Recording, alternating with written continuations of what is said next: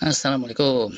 Intermittent fasting yang kasual itu bisa dilakukan dengan betul-betul full fasting atau biasa disebut dry fasting oleh para pakar, atau bisa juga opsi 2, masih dengan minum atau mendapat asupan yang sifatnya zero kalori. Ini yang biasanya disebut water fasting. Selain dua opsi itu ada lagi opsi ketiga, pendekatannya fat fasting. Selain asupan zero kalori kayak minum air tawar tadi, ada lagi asupan yang nilai kalorinya asalnya dari lemak yang murni, seperti minyak zaitun atau MCT oil atau yang semacam itu.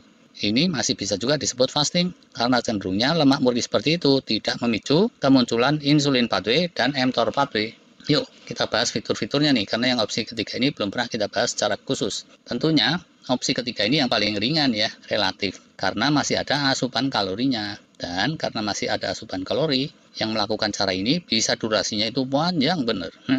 Bisa 10 hari, bisa lebih aja juga bisa. Tapi kalau durasinya sampai lebih dari 24 jam, sebetulnya itu kehitungnya bukan lagi intermittent fasting yang kasual, tapi sudah kelasnya extended fasting. Biasanya, yang ingin disasar dari pendekatan ini itu untuk melawan resistansi insulin.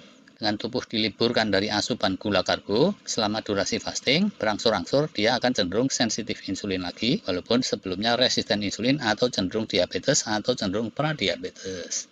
Sasaran kedua yang cukup lazim biasanya itu untuk mempertahankan fase ketosis di tubuh selama durasi puasa. Ini agak mirip sih dengan yang pertama tadi. Dengan terjaganya fase ketosis, maka kadar glukosa darah akan minimal, yaitu sekedar cukup pas-pasan saja penuhnya dari proses internal di tubuh yang disebut gluconeogenesis. Biasanya tuh ya kalau dibikin oleh tubuh kita akan serba pas, mantep lah dalam hal menjaga kadar gula dalam darah.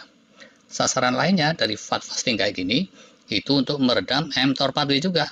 mTOR ini akan teraktivasi kalau tubuh kita mendapat asupan protein. Jadi, kalau asupannya itu cuma berupa lemak murni, mTOR pathway ini belum aktif dan juga insulin pathway belum aktif, sehingga diyakini oleh sejumlah ahli, proses-proses peluruhan atau katabolik di tubuh kita itu masih jalan terus, termasuk proses autofagi dan serangkaiannya, yang itu tuh bagus untuk healing dan mendorong peremajaan sel serta daur ulang sel-sel. Water fasting dan dry fasting juga sama sih, pengen ngecengin healing kan ya. Tapi kalau fat fasting ini kan masih ada asupan lemak, jadi bisa nggak selemes model fasting yang lain, walaupun realitanya bisa sama aja sih. Sasaran lainnya kemungkinan untuk menekan faktor stresnya. Kalau water fasting atau dry fasting kelamaan, itu kan ada kekhawatiran hormon-hormon stres meninggi. Nah, dengan diasup lemak, nggak ada protein, nggak ada glukosa karbonnya, maka dampak fastingnya bisa tetap dapat sampai batas tertentu, tapi karena tubuh kita mengenali masih ada asupan berupa lemak, dia akan cenderung tidak sesetres kalau tanpa asupan kalori bablas. Gitu sih kira-kira teorinya. Terus lagi, jadinya fat fasting ini bisa dioptimalkan untuk memperpanjang efek healing dari fasting model lain, water fasting atau dry fasting, atau menjembatani pada saat orang yang fasting itu masih belajar-belajar. Untuk smoothing lah gitu, buat yang belum adaptasi, supaya nggak shock, nggak terkaget-kaget dalam menjalani fastingnya. Contoh nih, orang water fasting gitu ya, dari sore hari pas sarapannya itu tidak sekedar nyecep kopi tawar, melainkan kopinya itu dikasih MCT oil misalnya, atau bentuk lemak murni lainnya. Secara hitungan, tubuh itu dapat energi, tapi karena nggak ada unsur gula karbo dan protein, insulin pathway nggak muncul, mTOR pathway juga nggak muncul. Jadi, proses healing dan proses-proses katabolik bisa jalan terus. Bisa juga contoh lain, orang puasa Ramadan gitu ya, nggak langsung jebret makan kacang hijau atau kolak semangkok, melainkan takjilnya itu cuma dengan minum MCT oil atau minyak zaitun sendok makan misalnya. Secara syariah dapat, dia menyegerakan buka puasanya, tapi secara healingnya, proses ketosis, autofagi, dan seterusnya masih relatif jalan terus. Makan benerannya diundur lah jadi jam 7 misalnya. Kalau sahurnya jam 4 sampai jam 6, itu udah 14 jam kan ya.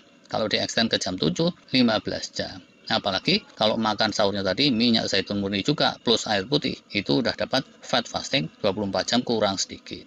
Autofaginya bisa kenceng tuh.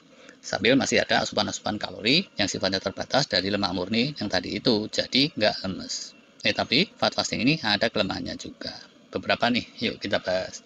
Pertama, soal nggak lemes tadi itu sebenarnya relatif. Apa iya sih? Kayaknya bisa sama aja loh. Buat yang udah adaptasi ya, itu water fasting 24 jam aja, itu juga nggak lemes kok. Sedangkan buat yang belum teradaptasi, kalau asupannya cuma lemak murni kayak minyak zaitun sesendok gitu, bisa tetap loyo juga. Karena yang biasanya bikin orang jadi bray menyala-nyala itu asupan protein dan atau gula karbo. Realitanya kayak gitu buat yang belum adaptasi. Jadi, Kalau yang nggak pernah fasting mengharapkan dengan fat fasting ini rasa lemes loyonya teratasinya secara tuntas, bisa kecewa juga sih ujungnya. Kelemahan berikutnya, sel-sel tubuh kita itu cerdas. Kalau beneran tanpa asupan berkalori, sama diasup minyak zaitun yang mengandung kalori lumayan, itu dia bisa membedakan. Dan dengan kecerdasannya itu, sel-sel tubuh kita bisa mengambil kesimpulan-kesimpulan dan konsensus dengan sesamanya.